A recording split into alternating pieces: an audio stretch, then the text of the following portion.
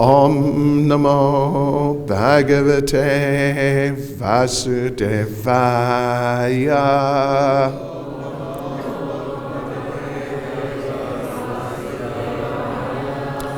Om Namo Bhagavate Vasudevaya.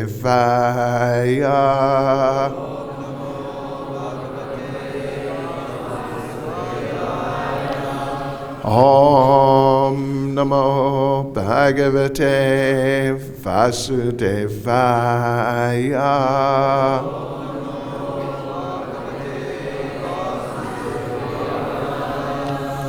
Srimad Bhagavatam, Canto 6, Chapter 18, Deity vows to kill King Indra, Text 43.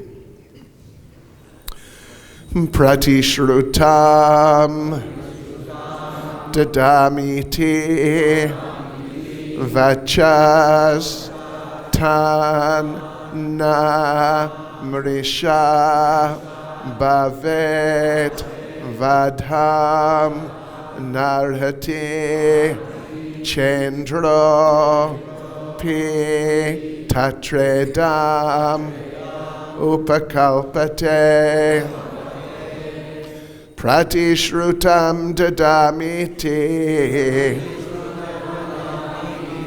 vachasthanam risha bhavet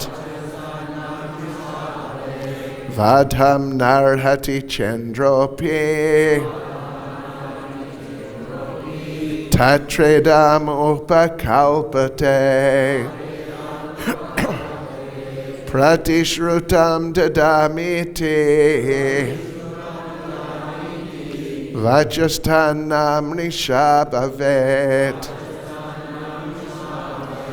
vadham narhati chandropi tatredam upakalpate pratishrutam dadamiti vajasthanam risha bhavet vadham narhati chandropi tatredam upakalpate pratishrutam promised dadami I shall give iti thus vacha statement tat that na not mrisha false bhavet can be vadham killing na not arhati is suitable cha and indra api also tatra in that connection idam this upakalpate is suitable. Translation. This is Kasyapa speaking to himself, really. I promise to give her a benediction, and this promise cannot be violated. But Indra does not deserve to be killed. In these circumstances, the solution I have is quite suitable. Purport by Srila Prabhupada.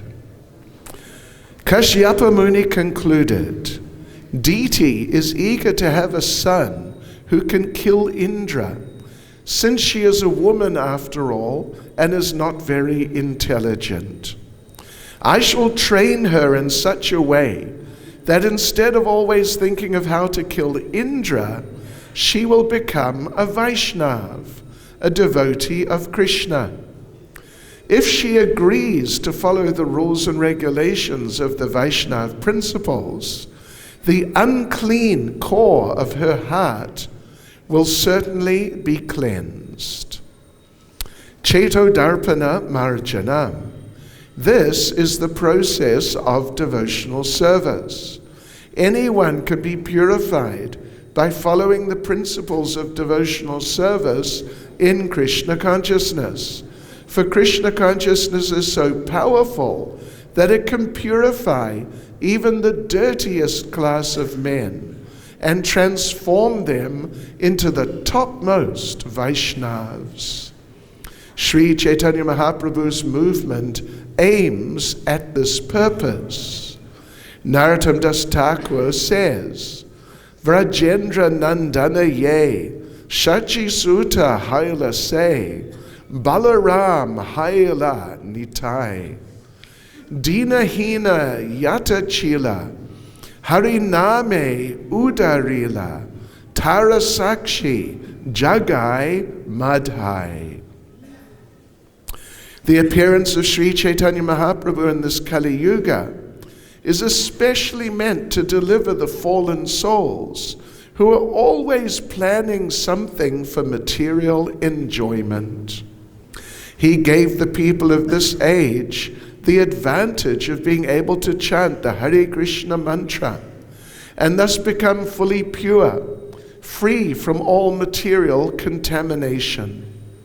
Once one becomes a pure Vaishnav, he transcends all material conceptions of life. Thus, Kasyapa Muni tried to transform his wife into a Vaishnavi so that she might give up the idea of killing Indra. He wanted both her and her sons to be purified so that they would be fit to become pure Vaishnavas. Of course, sometimes a practitioner deviates from the Vaishnava principles, and there is a chance that he may fall down. But Kasyapa Muni thought that even if one falls while practicing the Vaishnava principles, he is still not a loser. Even a fallen Vaishnava is eligible for better results, as confirmed in Bhagavad-Gita. Swalpamapyasya dharmasya trayate mahato bayat. Even practicing the Vaishnava principles to a small extent can save one from the greatest danger of material existence. Thus, Kasyapa Muni planned to instruct his wife Diti to become a Vaishnav because he wanted to save the life of Indra.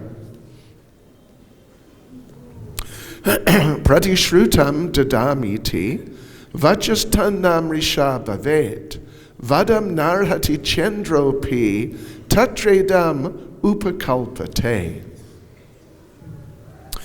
I promised to give her a benediction, and this promise cannot be violated. But Indra does not deserve to be killed. In these circumstances, the solution I have is quite suitable.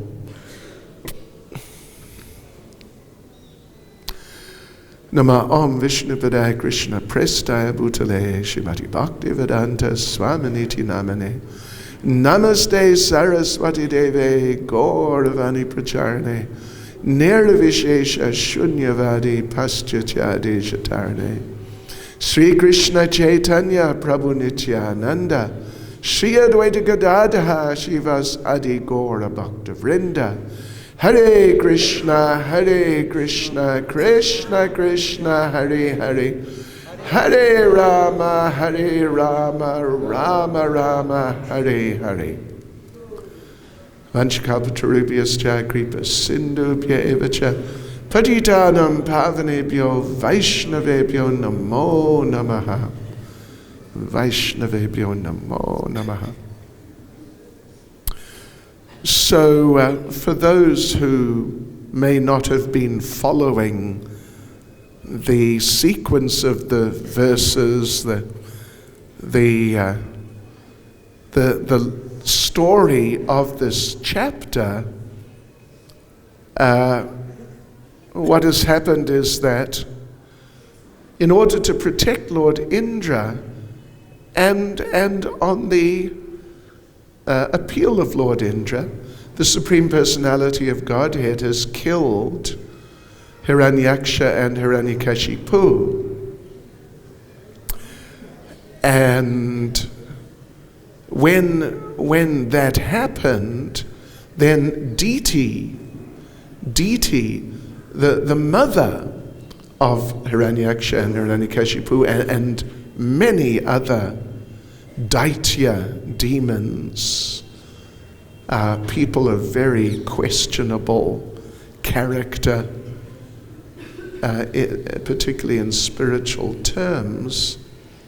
So the Supreme Lord killed particularly those two, and their mother, Diti, became extremely disturbed, not really considering that they're demons and they just had created chaos in the universe and were going to create so much more, and this is all very unfortunate and very undesirable in the universe, and that the Supreme Personality of Godhead is really just trying to help.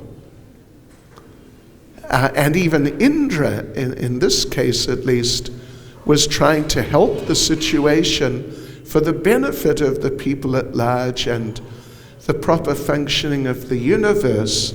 So Diti,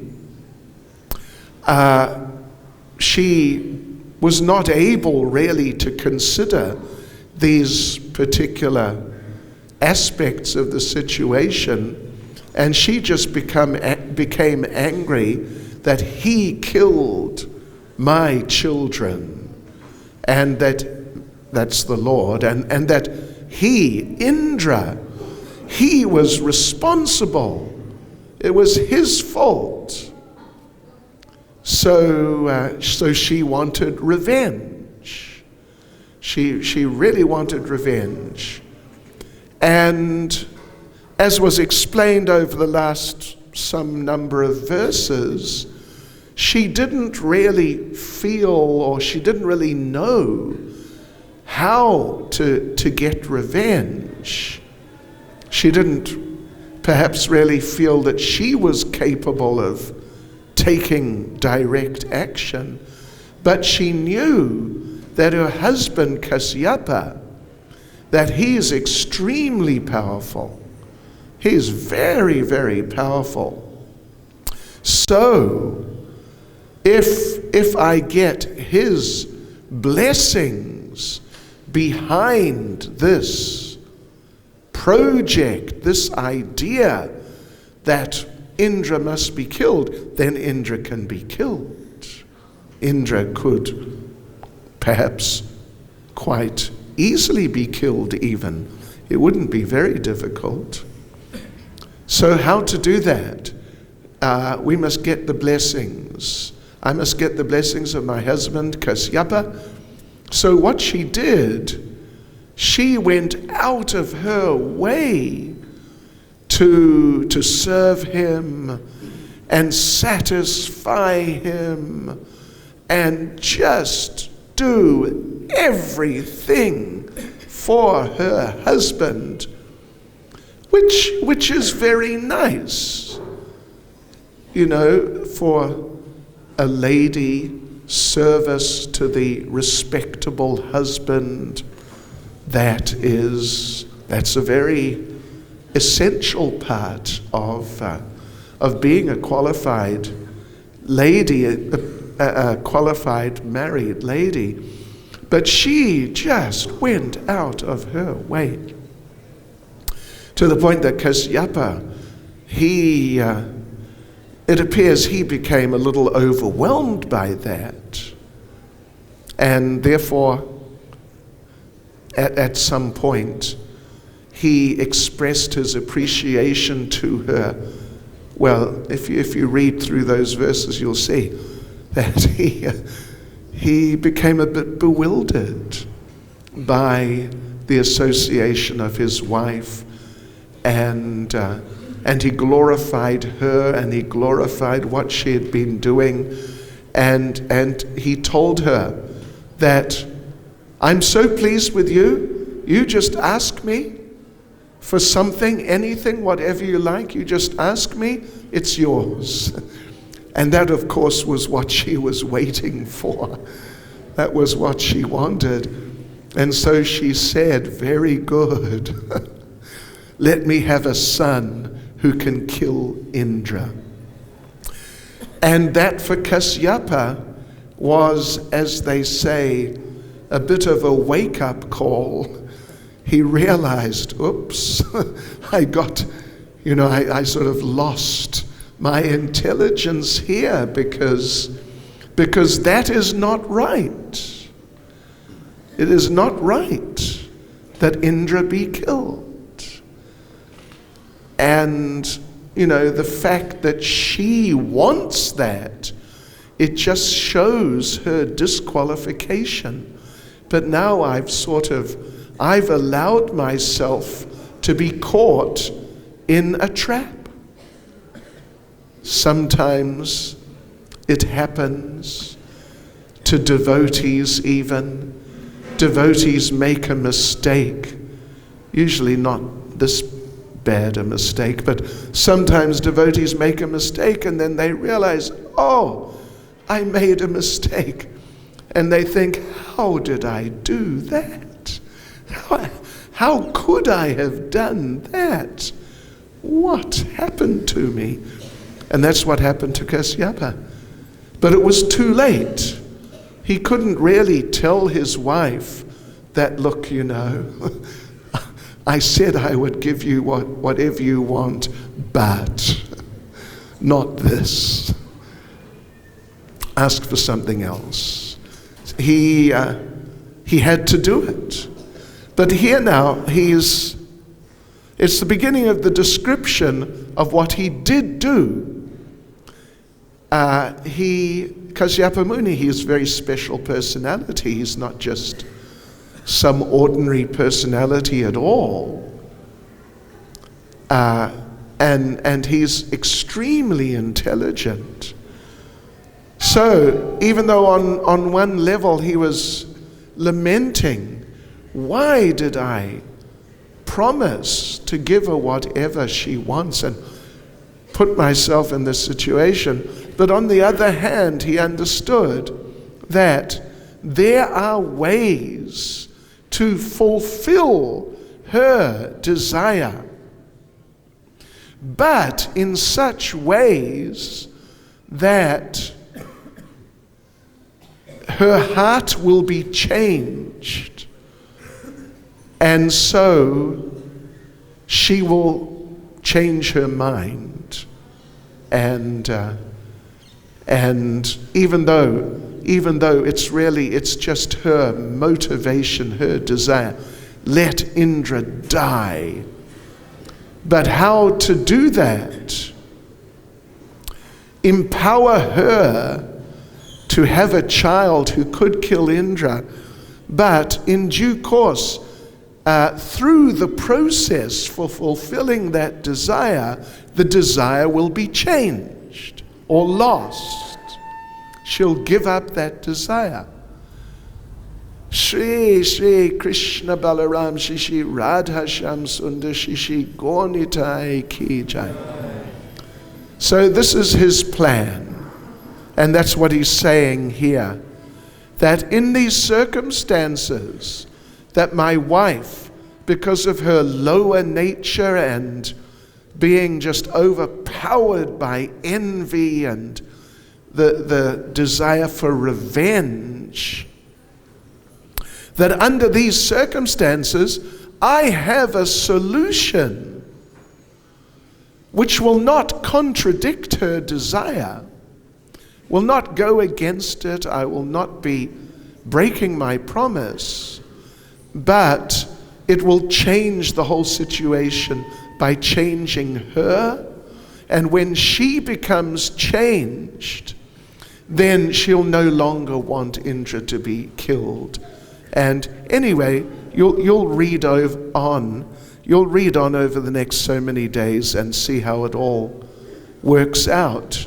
And it works out like that. And that is the nature of Krishna consciousness.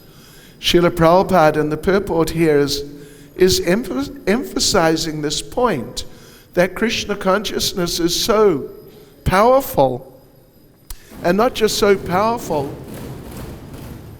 but it's so wonderful, sublime in its powerfulness, that it changes the hearts of people, even people whose hearts are in very bad conditions, just as bad as they could be. But Krishna consciousness is so wonderfully powerful, it can change the hearts even of people like that and turn them into just soft-hearted, gentle, kind, merciful, tolerant, patient, and like that, devotees. Even people who are just hopeless. And therefore Srila Prabhupada in the purport here, he quotes the famous verse from Srila Narottam Das Thakur, Vrajendra Nandana Ye Sachi Sutta Haila Se Balaram Haila Nitai, that Lord Krishna has come as Lord Caitanya, and Lord Balaram has come as Lord Nityananda, and Dinahina Yatachila Harinama Udarila, they just gave the chanting of the holy names to everybody and anybody, even the Dina, the fallen, and even you could say sort of the super Dina, if you could put it that way, the most Dina of the Dina, the most fallen, Lord Chaitanya and Lord Nityananda, Lord Krishna and Lord Balaram as Lord Chaitanya and Lord Nityananda, they just gave everybody the chanting of the holy names, and in this way they delivered everybody, and Tar Sakshi Jagai Madai, the proof of this, and just how totally effective it was and is. The proof is Jagai Madai. We're all familiar with the story of Jagai and Madai. And they were actually the most fallen. Prabhupada's point here is that even some person or persons who happen to actually be the most fallen can be completely delivered and turned into pure Vaishnavas and just, like superlative, pure personalities through the Sankirtan movement of Lord Chaitanya and Lord Nityananda. So, even the most fallen. Sometimes devotees say that they're the most fallen. Sometimes devotees feel particularly sort of embarrassed by their material desires and their material conditioning and so on, and some mood of humility comes and they express themselves like that I'm the most fallen. But to actually be the most fallen, that is not easy. And therefore the example is given, Tara Sakshi Jagai Madai, because arguably they were actually the most fallen, full stop, just end. One time a devotee approached Srila Prabhupada, and the devotee was feeling like that, sort of very lowly and struggling with his own nature. And the devotee said to Srila Prabhupada, I am the most fallen. And Srila Prabhupada said, actually, you are not the most anything. You are simply insignificant. Meaning, to be the most fallen, well, you have to be someone like Jagai or Madai or someone really extreme. Generally, our backgrounds are sort of average fallen. Yeah, average fallen, 50-50 fallen, or something along those lines. Of course, there are variations. But the thing is, Prabhupada's emphasizing here, it's so nice. And it's so relevant here under these circumstances because Diti, she was in this terrible state of consciousness. She was just in a terrible state of consciousness, like a vicious, really aggressive, vicious type of consciousness of revenge, destruction of those who have offended me. So Kashyapa then, being so intelligent, he has figured out a program so that even someone who's in the state of mind of Diti, this horrific state of mind practically, in the process of coming to the point of getting what they want, will become cured of the desire for what they want. Yeah, this is the thing. This is the nature of Krishna consciousness. There is no one too fallen.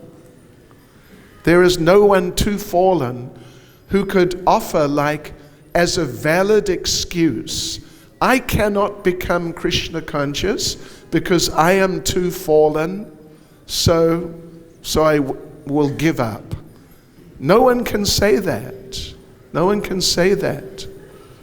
Krishna consciousness is so amazing. And as you'll see at the end, I don't know, this is in sort of the current American jargon, they would say, this is a spoiler, how it's going to work out in the end. That in the end, she gives birth to such a person. But, it's a long story. That person becomes a friend of Indra, and she becomes very happy with Indra. Yeah. When she gives birth to the same person, I mean, it's a long story, I won't go into the details, but the same person who she made such an effort to give birth to and make sure that he can kill Indra, but he becomes a friend of Indra, and she's happy about it in the end. This is Krishna consciousness. Bhagavatam has all these different narrations of special situations with special people.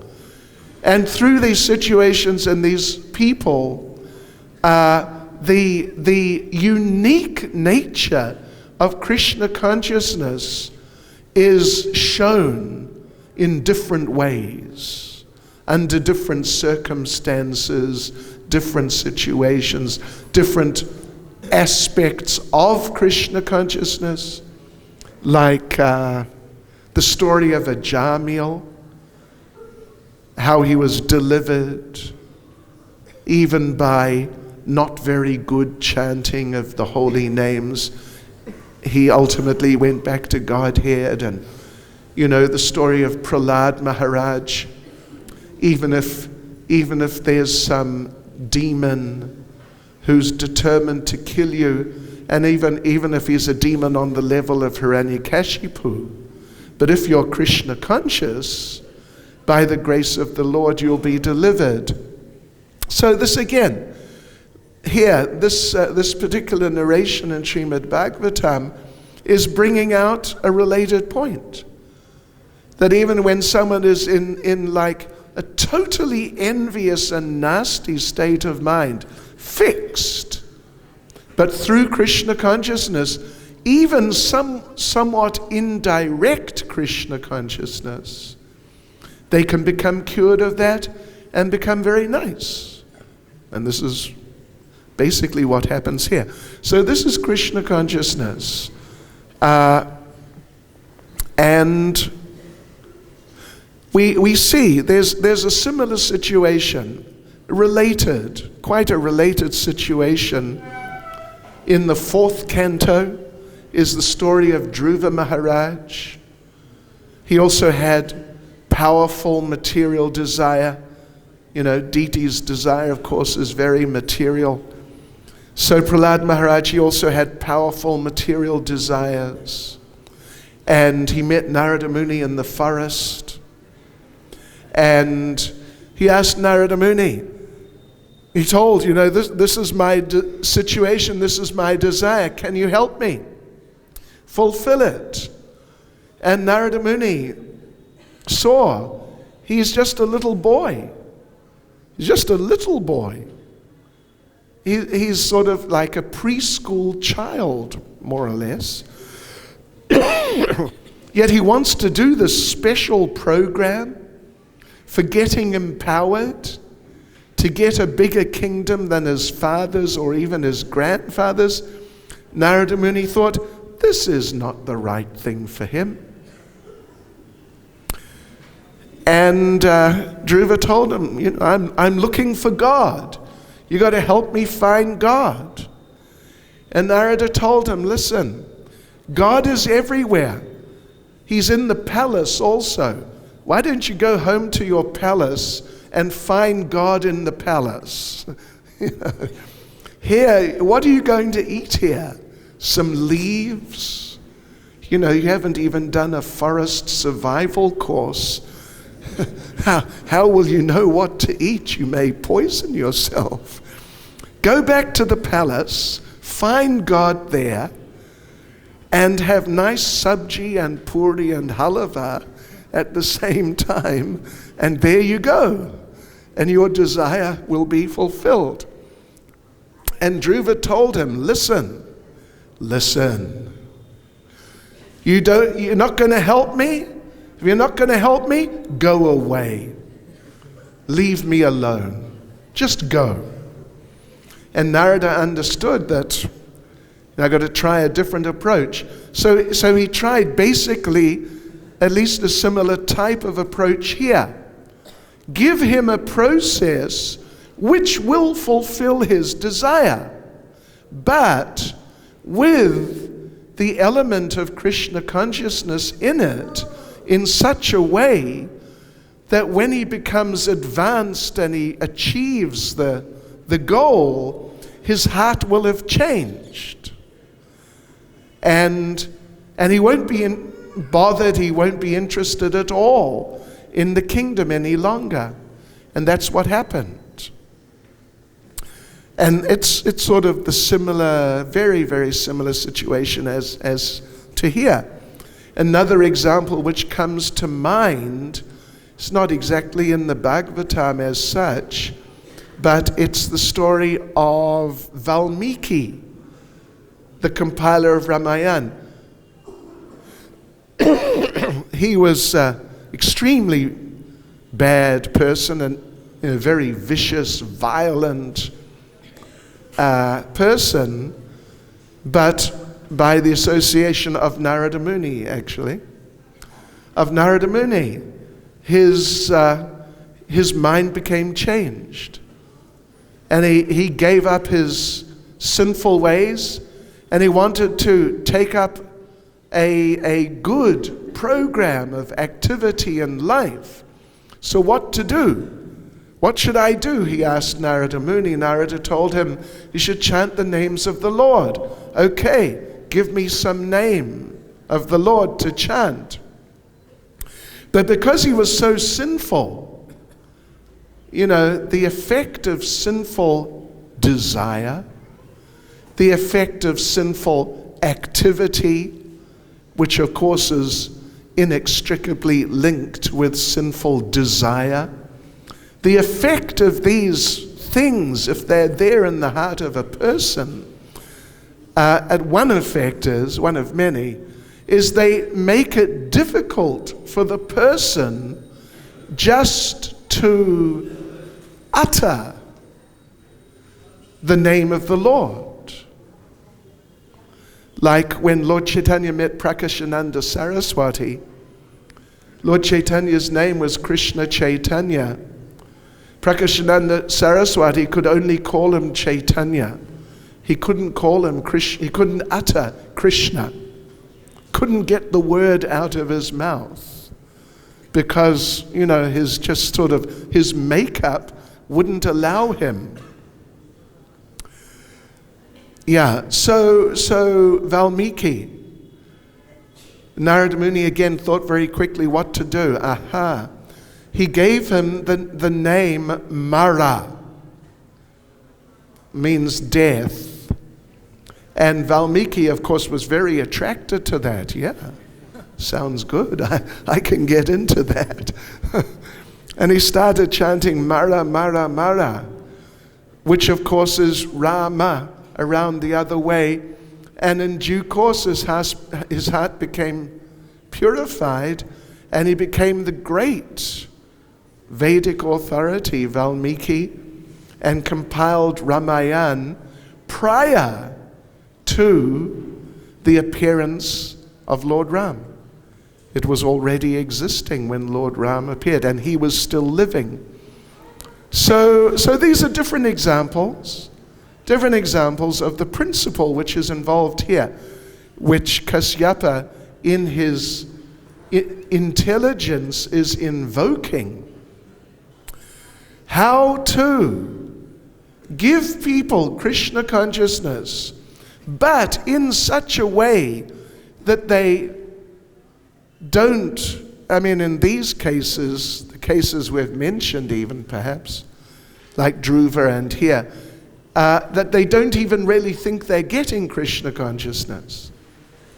Or perhaps in terms which are relevant to us in our attempts to preach, that we can give people Krishna consciousness in such ways that, taking into consideration their conditioned natures and so on and so forth, that they don't feel we're just being dogmatic and just pushing it down their throats and, like we've got blinkers on, but in ways which they're going to feel are sort of tasteful and relevant to themselves. I remember when I was a new devotee, well, I'm still a new devotee, but anyway, I had recently moved into the temple. We had one devotee, and he was into preaching to guests and to other devotees. But he had sort of like a mantra in his preaching. His mantra was, just chant Hare Krishna. So whatever the question put to him was, the answer was, just chant Hare Krishna. Even something like, what time is prasadam? Just chant Hare Krishna. Who's giving Srimad Bhagavatam class? Just chant Hare Krishna. It was like with a record, the needle got stuck. And of course, it's true. It's not, you can't say it's wrong or it's bad or in a certain sense.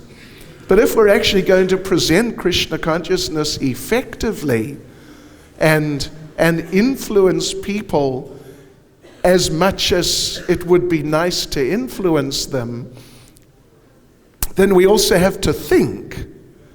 We have to think. Part of Krishna consciousness is to engage the senses, the mind, and also the intelligence. We have to think how to present Krishna consciousness in such ways that it will work. And the people will become Krishna conscious and feel happy about it. Not just like I had to become Krishna conscious. I was ordered to become Krishna conscious. So anyway, the whole thing is it's a whole strategy. He has a whole strategy, actually, for giving her a process which will give her the power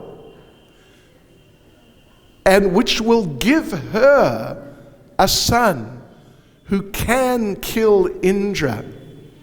But in the meantime, she becomes Krishna conscious.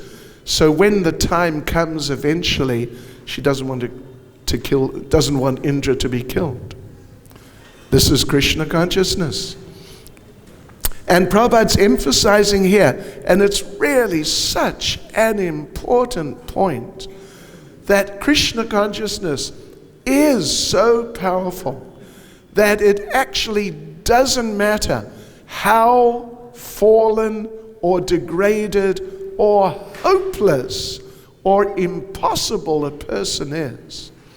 But if they're given Krishna consciousness nicely, they can become pure Vaishnavas. Yeah. You know, we see in the broader Gaudiya or the broader Vaishnav world, the four sampradayas, that some of the sampradayas, they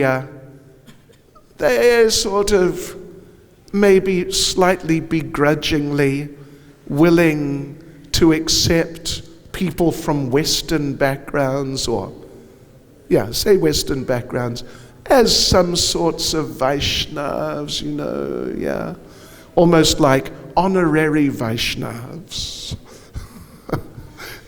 Not exactly the real thing, but we'll give them a chance. And then others, even amongst the Gaudiya Vaishnavas, like the Babajis or certain schools, there are many different schools, but some of them, they think, yes, Westerners can become Vaishnavas. Certainly, why not? They can become real Vaishnavas, but they can't initiate people. Yeah, only people who are born in the tradition as Brahmins, Brahmin Vaishnavas. Only they can give initiation. So these nice, Western Vaishnavas, in their next lives, no problem. No problem. Just in their next lives, they can give initiation if they take birth in the right ways. So, these things even kind of infiltrate into the mission of Lord Caitanya. But Prabhupada was practically the only person for whom it was clear that actually anyone can become not just a Vaishnava, but a pure Vaishnava.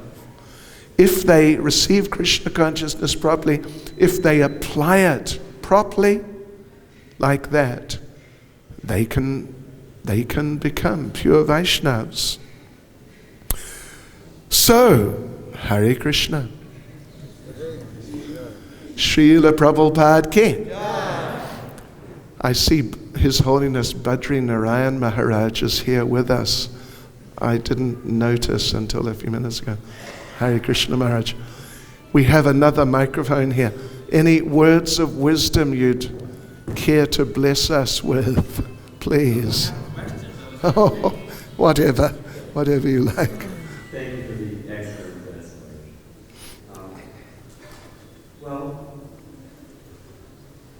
As you were saying, Bhagavatam is full of special circumstances for special people, and then you said, we're not the most anything, we're the most insignificant. I remember Prabhupada saying something like that.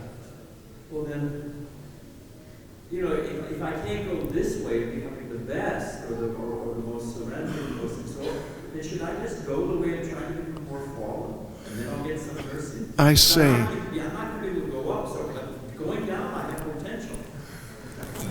Yeah, we've got good potential for that. I mean, and we've tried our best.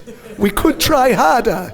Get a few tips from Jagai and Madai. Okay. No, well, the thing is this.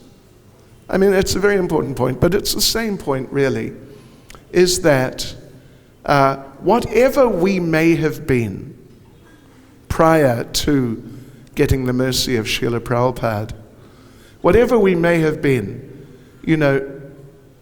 most fallen, perhaps, 90%, 80, 70, 60, 50, whatever.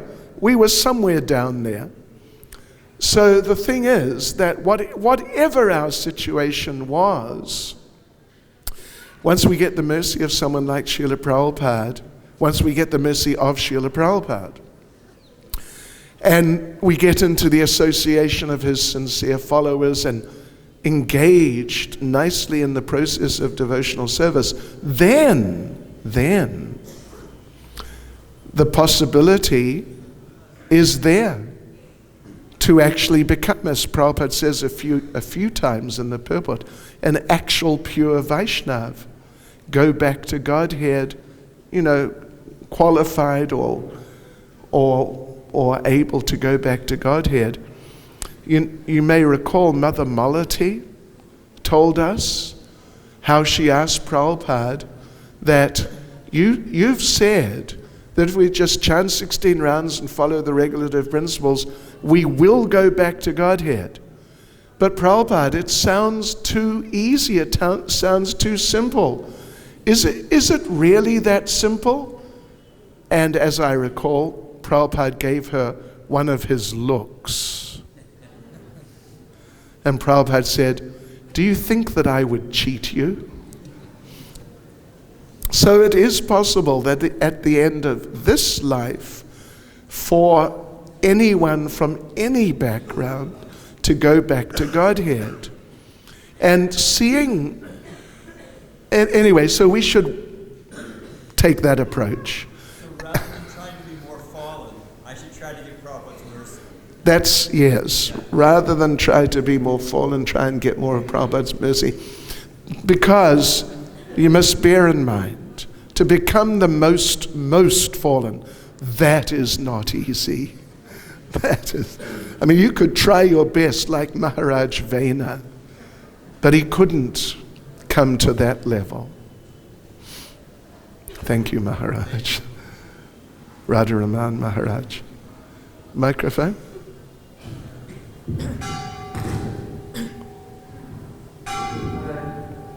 In this particular incident, this comes directly to the Vishnu. How come that he is so much interest towards Indra, at least in this situation, Yeah. you are completely innocent, you are not involved in this feeling. Right. How come that he Okay. become interested in Indra? Okay. Yes. That's a fair question. That's discussed in the earlier part of the chapter, because Indra asked Vishnu to do it and appealed to him to do it. And because Indra appealed, therefore Vishnu did it. Therefore she held Indra responsible. Because of your request. It's like employing someone to kill another person. I'll give you $10,000, kill this person. Yeah. In appearance of Nrsimhadev, even Indra was not aware, and similar word was Varaha. Varaha appeared from the nostril of Lord Brahma. Indra was not even aware of it. That's what's discussed in the beginning of this chapter. There's a verse which explains that because Vishnu had done it on the request of Indra. Therefore, Diti was angry with Indra. Maybe it was a different kalpa, perhaps. But that's the explanation given here. Dear Ashanta Maharaj, do you want to say something? No? Okay, just one more. Krishna Maharaj, in the Bible, Prabhupada says that women are not very intelligent. What does he mean by that? I think he means they're not very intelligent. I thought about that. I think so many of us have thought about that. And at least one thing, possibility, at least idea which has come to my mind, and I've heard others mention it, is that sometimes, or however often or whenever, it is women are prone to think more emotionally than sort of intellectually or in a sort of discriminatory way, really evaluating in terms of actual value. And like this here, Diti is thinking like that. I actually mentioned at the beginning, she didn't think these two were demons. They were creating, they'd already created havoc. They were going to create more. And for the sake of the universe, it's best they were killed. She didn't think like that. She just thought, they are my sons. Therefore, I'm upset. That's it. Yeah. That's how Prabhupada applies it here in this particular situation. Yeah. And it's Chanakya Pandit, right? Says, never trust a woman or a politician. Something like that. And when you look at the situation in America now, I think you can understand why we should never trust politicians. Maybe with Narendra Bhai and the 500 and 1,000 rupee notes, maybe that's another example. Hare Krishna. Srila Prabhupada ki.